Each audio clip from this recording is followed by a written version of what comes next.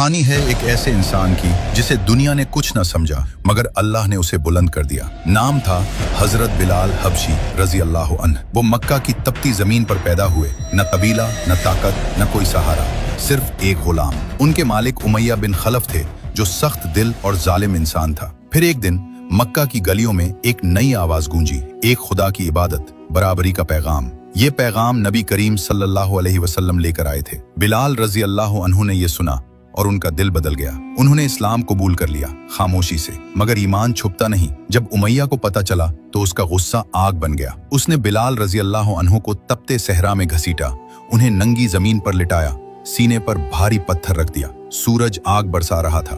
वो चीखता, कहो मेरे माबूदों को मानते हो? मगर बिलाल रजी अल्लाह अन्हु के होंठों से सिर्फ एक आवाज निकलती, अहद अहद, एक एक। ये सिर्फ लफ्ज नहीं था, ये ऐलान था, ईमान का ऐलान। हर ज़र्ब के साथ, हर अजियत के साथ वो यही कहते रहे। उमैया थक गया मगर बिलाल रजी अल्लाह अन्हु नहीं टूटे। ये खबर फैली, हजरत अबू बकर सिद्दीक रजी अल्लाह अन्हु तक पहुंची। वो फौरन आए और बिलाल रजी अल्लाह अन्हु को खरीद कर आजाद कर दिया। एक गुलाम आजाद हो गया, मगर असल आजादी तो उस दिन मिली थी जब उन्होंने अहद कहा था। फिर वक्त बदला, इस्लाम फैला, मक्का फतह हुआ।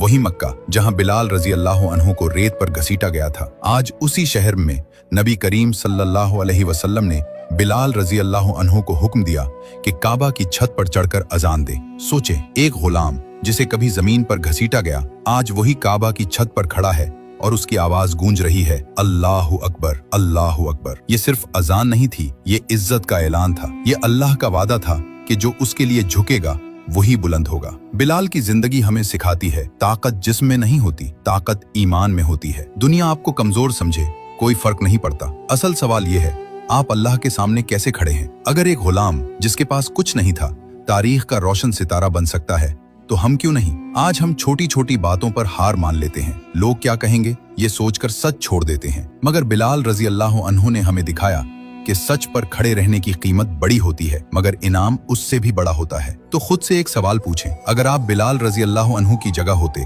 क्या आप भी अहद कहते या खामोश हो जाते?